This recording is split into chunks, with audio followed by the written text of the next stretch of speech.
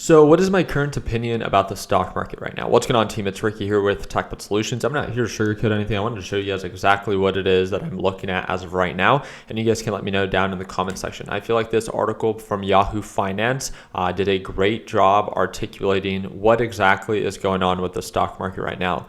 It covers the concern of obviously the Federal Reserve possibly needing to take a more aggressive interest rate hike. It talks about the recent pullback, right? So it says a second half stock market rally is still in play despite the rut. And what we mean by that is a lot of people freak out when the market pulls on back. But one of the things that, again, we've been talking about is, although I've been expecting and I've been wanting to the market to pull on back a little bit, it's not that I want the market to crash. It's just understanding simply what's been reported, right? You guys know that I follow these economic reports very, very closely. Everything from the unemployment reports to the CPI data and the PPI data reports, right? The market pulling on back is not the end of the world. The only people that freak out when a market pulls back are those that simply did not prepare. If you did a fair job being able to, stay light when the market pulled on back, I mean, think about it. Market pulling on back simply means that you get another chance to get in or to buy any long-term plays for a much cheaper price, right? You don't need to short the market, and people think that because I enjoy shorting the market that I always want it to crash, and that's not necessarily the case. I mean, I want to talk about one thing that I covered with our Learn Plan Profit group. And it's literally what this, and you can go back to my video, 2 or 3 days ago. I talked about this specific level, and it talks about where we are at right now at a critical point. We are still necessarily trading above the 200 moving average, meaning that really all of 2022, we struggled to break above this moving average. We pulled on back. We tried to break above it once again. We got rejected. This is a NASDAQ ETF QQQ if you are unaware, right? Market kept pulling on back, kept getting rejected. The start of 2023, January 6th, we started this nice little rally. We broke above the moving average. And if you check with where we're at right now, we're still holding above the moving average. So despite that the market did pull on back, and just like this article explained it, despite the rut that we've experienced for like the past week, it doesn't really matter, right? A pullback is, again, just another opportunity to be able to buy in at a cheaper price if you are well prepared and well positioned. And this is why we talk about position size at overbought levels, right? It's only the people that did not prepare that freak out. So what I wanted you to understand is that we are still in play for the market to potentially form higher lows. We find a support here. We go back to retest around 311, 310, and to see if we can actually begin to make new highs. We are still doing something that we have not been able to do all of 2022, and that is trading above the moving average. And that's progress. That's a step in the right direction. Although we had 1 week of the market pulling on back, yeah, it was great for short sellers, right? We made a decent amount of money. But now that the market has pulled on back to the moving average, we call this a critical point where we could find a support here and the market could begin to recover. And that's what I would like you guys to pay attention to. I mean, the Federal Reserve still has to raise interest rates or has their next interest rate hike, I think mid-March. So we still have minimum 3 weeks until any interest rate hike is reported. We do have CPI data report coming up this week, but that's still at least 2 weeks away, right? So we have 2 weeks of what, right? Well, we still are going to have these economic reports being released, and that's really what I would begin to pay attention to. We passed earnings season already. The up and coming interest rate hike is weeks away. So what I would really begin to pay attention to is to see if enough demand can begin to build right above this moving average, causing the NASDAQ market to continue to recover.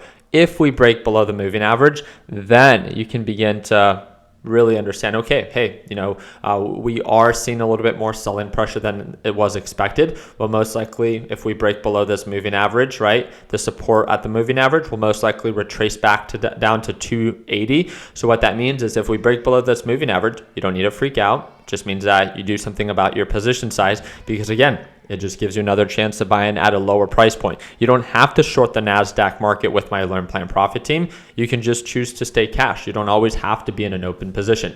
But the more it sells off, the more I want to remind you, the better price you can get it for. But at the end of the day, scared money don't make money, right? It's not about, especially if you're a long-term investor, it's not about timing the market. It's just about spending time in the market. Because we all know, right? Even if the market does pull on back once again, And I'm telling you this as someone that loves to short the market.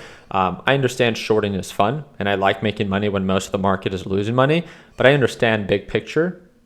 A lot of people are going to end up regretting not buying right now. And it's not about getting in at the perfect price point, because yes, the market can get worse before it can get better. But at the end of the day, markets are still super cheap, right? Amazon is still super cheap. It's still trading under $100 a share. Apple is still cheap. Tesla is still cheap. And yes, the cheap can always get cheaper. But again, your intention, it's all about your intention. And if you're someone that has intentions to make money, 3 to 5 years from now, then it starts today, right? The best time to invest was yesterday. And it's not just because you could have gotten in at a lower price point, or maybe you can get in at a lower price point later down the road. Manage that position size and stay well balanced, right? With your position size, and making sure that you're not too heavily invested, that if the markets do pull on back, you end up freaking out. But don't be afraid to have money in the markets at these cheap price points, right? At least that's the way that I look at it. And you guys can feel free to share your thoughts in the comment section.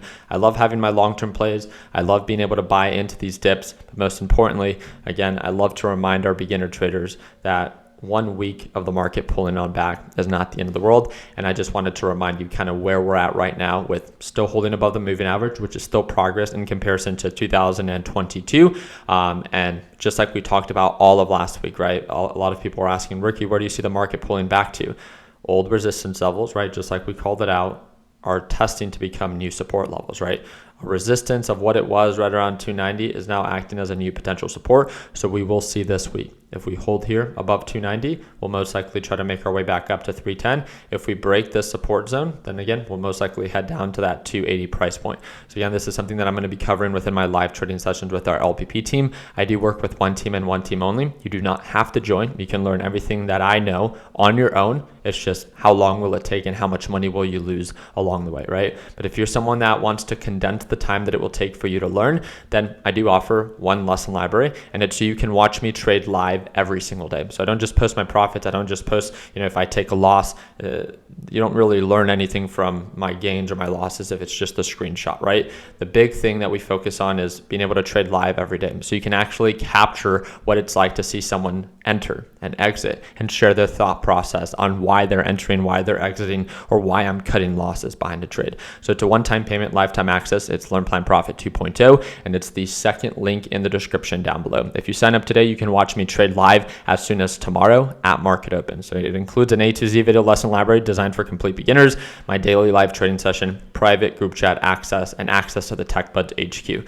Again, right now we are running one of our biggest sales at $150 off, and that's that second link in the description down below. Other than that, I do appreciate you guys' time. I will see you later tonight for our Sunday stock talk. That's going to be right around 6:30 p.m. Mountain Standard Time. And if you have any questions, feel free to reach out to me via Discord or via Instagram, and that's the first or third link down below. I am using the Webull trading application. It is free for anyone in the US, and right now they do have a limited time promotion that if you deposit $1 and you use my link, which is the fifth link in the description down below, you will earn up to 12 free shares, and I will earn 1 free share. So it's a win-win for both of us. I appreciate your time. Like always, let's make sure that we end the year on a green note. Take it easy, team.